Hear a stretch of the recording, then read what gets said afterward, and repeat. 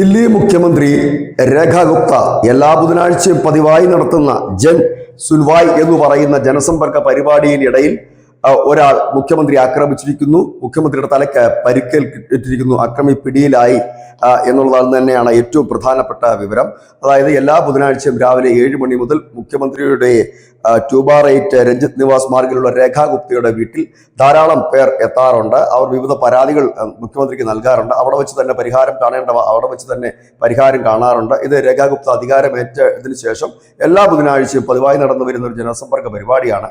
ഇതിന്റെ ക്യൂവിലായിരുന്നു ഏതാണ്ട് 41 വയസ്സോളം പ്രായം തോന്നുന്ന രാജ്കോട്ട് സ്വദേശിയായ ഒരു യുവാവ് സ്ഥാനം പിടിക്കുകയും അയാളുടെ ഊഴമെത്തിയപ്പോൾ മുഖ്യമന്ത്രിയുടെ സമീപത്തെത്തുകയും ചില പേപ്പറുകൾ നൽകുകയും തുടർന്ന് മുഖ്യമന്ത്രി ആക്രമിക്കുകയുമായിരുന്നു.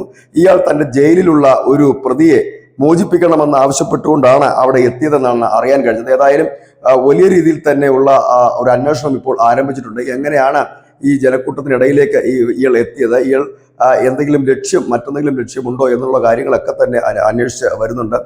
ഇത് ആദ്യമായിട്ടാണ് ദില്ലിയിൽ, രാജ്യത്തിന്റെ തലസ്ഥാനം ദില്ലിയിൽ, അവിടെ മുഖ്യമന്ത്രിയുടെ ക്യാമ്പ് ഓഫീസിൽ ഇത്തരത്തിൽ ഒരാൾ എത്തുകയും ആക്രമിക്കുകയുമൊക്കെ ചെയ്തത്. സാധാരണ ജനങ്ങളുമായി വളരെ അടുത്ത് ഇടപഴകുന്ന ഒരു മുഖ്യമന്ത്രി കൂടിയാണ് രേഖാ ഗുപ്ത. കാരണം അങ്ങനെ വലിയ ടൈറ്റ് സെക്യൂരിറ്റികളിലൊന്നും പോകാതെ തന്നെയാണ് മുഖ്യമന്ത്രി ജനങ്ങളുമായി ഇടപഴകുന്നത്. ഇതിനിടയിലാണ് അത് മുതലെടുത്തുകൊണ്ട് ഒരു അക്രമകാരി എത്തിയിരിക്കുന്നത്. ഇനി അയാളുടെ ഇന്റൻഷൻ എന്താണ് എന്നുള്ള കാര്യം അന്വേഷണത്തിലൂടെ വ്യക്തമാകും. News India Malayalam.